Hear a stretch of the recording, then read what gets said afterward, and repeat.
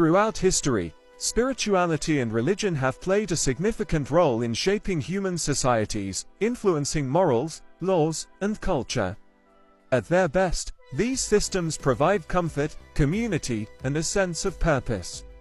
But at their worst, they have also been tools for manipulation, especially in the hands of the cunning and the powerful. This is not a blanket accusation against faith or spiritual practice itself, but a look into how these deeply personal beliefs can be weaponized by those who understand how to exploit the invisible and unverifiable nature of the spiritual realm. One of the most powerful aspects of religion and spirituality is that they deal with what cannot be seen, touched, or measured: the afterlife, spirits, divine justice, karma, and cosmic order.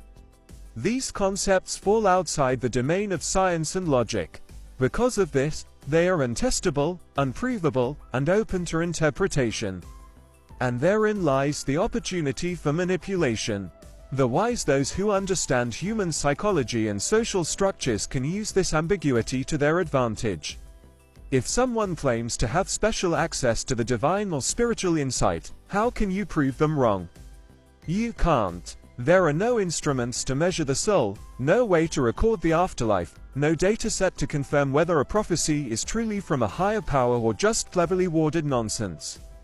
This vacuum of certainty allows individuals to make grand claims without fear of contradiction.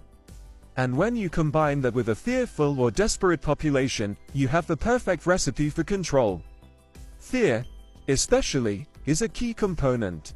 People fear the unknown, and what is more unknown than death, than eternity, than divine punishment? Wise manipulators understand this fear and stoke it. They invent spiritual consequences for disobedience, not only in this life but for all eternity.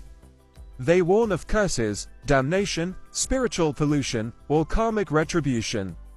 They suggest that questioning them isn't just wrong, it's spiritually dangerous.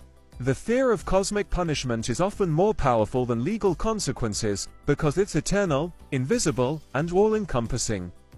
This tactic is effective because it bypasses reason and goes straight to the emotional and subconscious mind. If someone tells you that your actions might lead to a painful eternity or spiritual ruin, and you have no way to verify or disprove it, fear starts to do the work. People begin to self-regulate, not based on evidence, but on belief.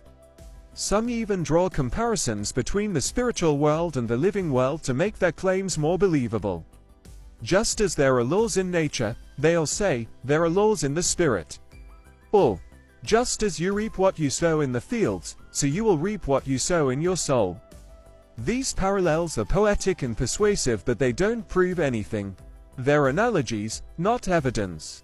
Yet for many, they create an illusion of coherence, a feeling that the spiritual realm must work similarly to the physical world. But it's essential to remind ourselves of reality. In the physical world, claims require proof. If someone tells you your car is broken, you can check it. If they say the weather will change, you can look at data. But in the spiritual domain, we have no such tools. This doesn't mean spirituality is false, but it does mean that we must tread carefully when people use unverifiable claims to demand obedience, money, loyalty, or silence. The manipulation isn't always obvious or malicious. Sometimes it's cloaked in good intentions. Leaders might genuinely believe what they're saying, and still cause harm by spreading fear or guilt. Others might be fully aware of the psychological control they're exerting. Either way, the result is the same. People are controlled not through reason or truth, but through faith in things that cannot be examined. This is why critical thinking and personal responsibility are so vital. It's not wrong to be spiritual or religious, but it's dangerous to surrender your reasoning to someone else's interpretation of the unseen. Wisdom isn't just about knowing much, it's about knowing how easily people can be led when they're afraid, uncertain, or desperate for hope.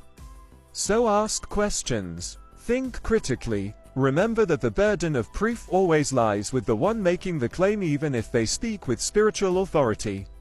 Especially if they do. The spiritual realm may or may not exist, but the living world is here, now, and real. And in this world, manipulation has very real